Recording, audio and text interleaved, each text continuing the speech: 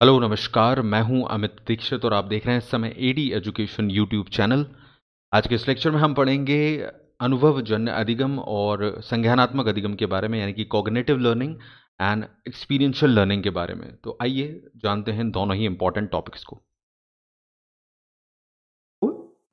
तो संज्ञानात्मक अधिगम का अर्थ ये है। संज्ञान का मतलब हमने बहुत अच्छे से समझा है पहले। संज्ञानात्मक विकास को यहाँ हम बहुत ज़्यादा डिस्कस नहीं करेंगे, बस ये बताता हूँ मैं आपको कि यहाँ पर कि संज्ञानात्मक अधिगम इस चीज़ से जुड़ा हुआ है कि हम आज अगर कोई चीज़ देख रहे हैं और हमने उसको देखा और उससे जो हमें अनुभव मिला, हमको जो ज्ञान मिला, बेसिकली उस ज्ञान को हमने जो पहले सीखा है उस ज्ञान से कैसे जोड़ रहे हैं और उसका कैसे इस्तेमाल कर रहे हैं नए कॉन्सेप्टों को समझने में, नए कॉन्सेप्ट गढ़ने में, नया सृजन करने में।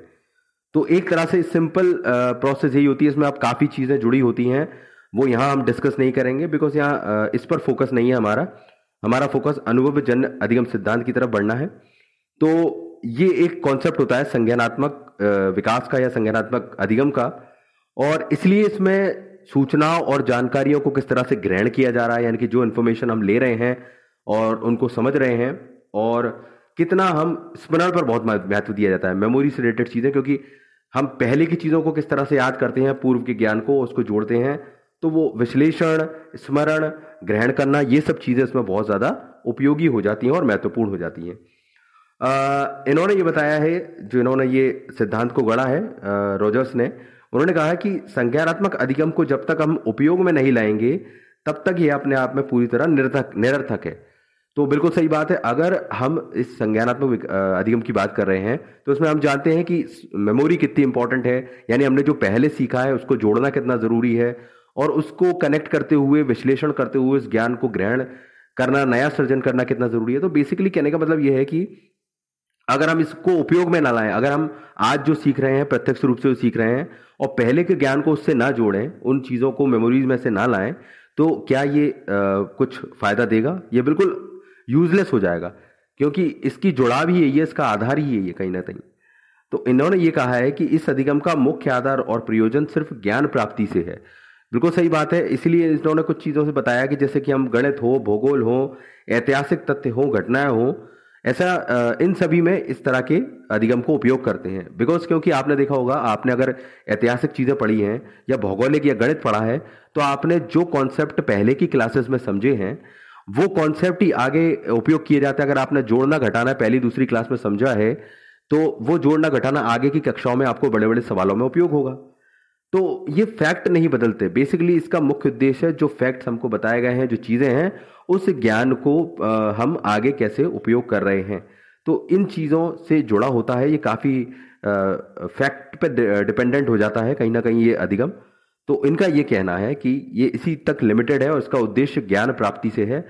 इसका जो आम जिंदगी से जुड़ी हुई समस्याएं हैं या कौशल हैं या व्यक्तिगत तौर पर इसमें हमें आगे बढ़ने में बहुत ज़्यादा मदद नहीं मिलती। तो ये बात बिल्कुल सही है, क्योंकि ये बहुत ही ज़्यादा शैक्षिक रिलेटेड है संज्ञानात्मक अधिगम। अगर हम पॉइंट 2 बात करें तो ये था संज्ञानात्मक अधिगम। अब अनुभवजन्य को थोड़ा समझते हैं, जो मुख्यतः इन्होंने इस पर फोकस किया है रोजर्स ने। अनुभवजन्य में उन्होंने ये बताया है कि कुछ पॉइंट यहाँ पर हम दिए गए हैं, पॉइंट या आप टॉपिक समझ लीजिए इसको, कि अनुभवजन्य जो अधिगम है इसके बारे में कार्ल रोजर्स ने ये बताया है कि यह केवल ज्ञान अर्जन तक लिमिटेड नहीं है। तो जैसा कि संज्ञानात्मक था, इसमें केवल ज्ञान प्राप्ति मुख्य उद्देश्य था, लेकिन अनुभवजन्य में यह है कि जैसे नाम से स्पष्ट है कि यहाँ अनुभवों पर बहुत ज्यादा फोकस किया जाता है, यानी कि व्यक्ति अनुभवों के जरिए क्या सीख रहा है और इसी अनुभव जन्य अधिगम के आधार पर उसकी जो संपूर्ण प्रगति है, उसका संपूर्ण विकास है और उसका जो संपूर्ण कल्याण है वो यहाँ पर होगा। तो बेसिकली अनुभवजन्य यानी कि जो एक हम कह सकते हैं एक्सपीरियंशियल, जितनी चीजें हम अनुभव करते जाते हैं प्रैक्टिकली, आपने देखा होगा, और वो अनुभव के जरिए जो हमको सीखने मिलता है वो हमेशा हमारे साथ रहता है और हमको ना केवल उस शैक्षणिक गतिविधि में बल्कि अन्य जीवन के पक्षों में भी मदद करता है, इनका ये कहने का मतलब है। तो इससे हमें एक संपूर्णता प्रदान होती है, बच्चे को एक संपूर्ण विकास की तरफ ये ले जाता है। आगे और समझते हैं, समझ में आएगा आपको।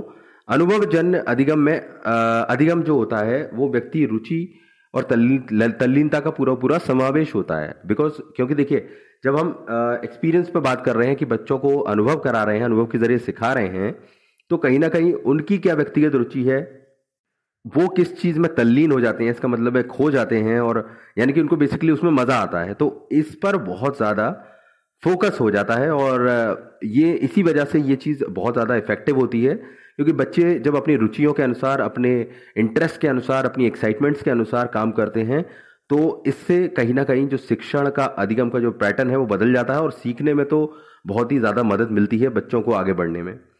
इसलिए इस चीज को बोला गया है। अगला है यहाँ पर यह सिद्धांत बताता है कि सभी व्यक्तियों में यहाँ पर एक, हम जानते हैं, स्वाभाविक ही एक अभिलाषा होती है कि हम बहुत ज्यादा विकास करें, हमारी बुद्धि बहुत अच्छी हो, हम व्यक्ति के तौर पर बहुत अच्छे हों।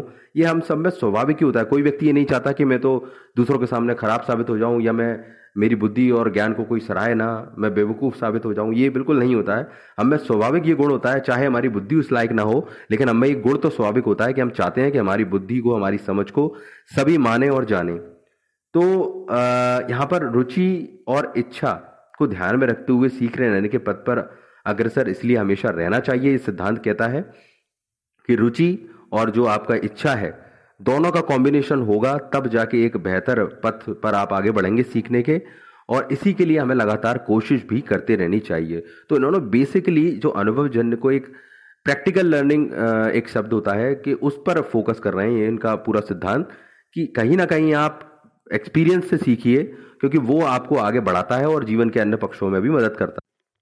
तो ये पूरा कॉन्सेप्ट जो है वो उनका इस पे चल रहा है, इसलिए आप इस कॉन्सेप्ट पे फोकस रखिएगा। क्योंकि जब प्रश्न आपसे पूछे जाते हैं क्वेश्चंस पेपर्स में, तो ये जो कॉन्सेप्ट अगर दिमाग में रह जाता है कि भाई अगर ये सिद्धांत किस चीज के बारे में बात करता है, तो जब यहाँ पर ऑप्शंस आते हैं तो आप आइडेंटिफाई कर पाते हैं कि नहीं, ये चीज उस टॉपिक से जुड़ी हुई है, इसका ये कॉन्सेप्ट है, ये इससे भटकती है, तो आप ऑप्शन सही सेलेक्ट कर पाते हैं। ये मेरा एक्सपीरियंस है, तो आप इस चीज को फोकस करें।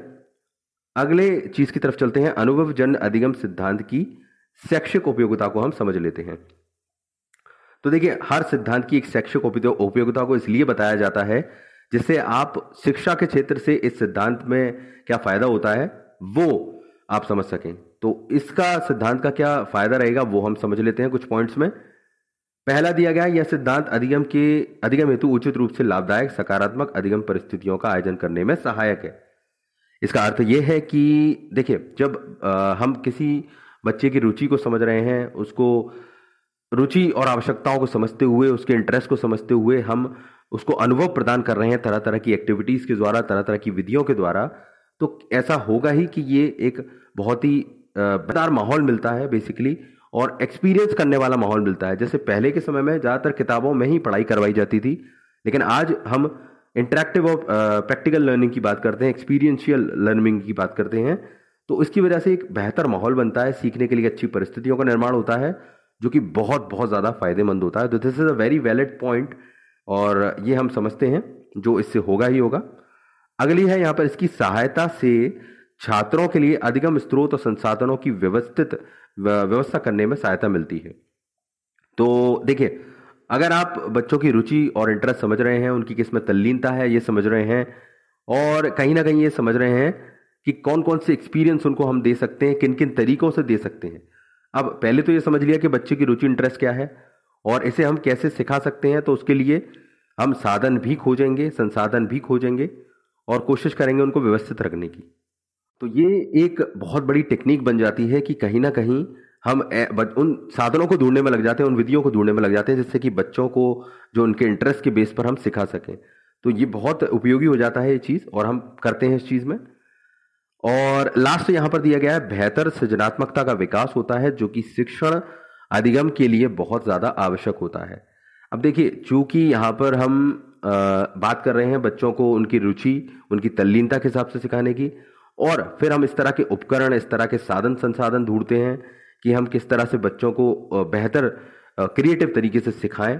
तो आपने देखा भी होगा स्कूलों में आजकल ये चीज़ फोकस की जाती है। अगर कोई चीज़ किताबी तौर पर समझ में नहीं आ रही है तो हम उनको मार्केट घुमाने ले जाते हैं, फील्ड ट्रिप्स पर ले जाते हैं, या किसी ऐसी म्यूजियम ले जाते हैं बच्चों को। आजकल छोटी क्लासेस ही ऐसा होने लगता है। तो इससे क्या होता है, वो उसको क्रिएटिवली आंखों से विजुलाइज कर पाते हैं, और इस चीज़ में एक क्रिएटिव तरीका हो जाता है। कई बार क्लास में टीचर कुछ एक्टिंग करके बताने लगते हैं, या किसी नाटक को हम करवा लेते हैं, तो कई बार ऐसी चीज़ों से समझाने में बहुत ज़्यादा सृजनात्मकता इन्वॉल्व हो जाती है। तो एक्सपीरियंस देते टाइम पे बच्चों को ये चीज़ होती ही होती है, एक क्रिएटिविटी अप्रोच होनी चाहिए, क्रिएटिव, और उसके साथ में हम शिक्षण अधिगम कराते हैं।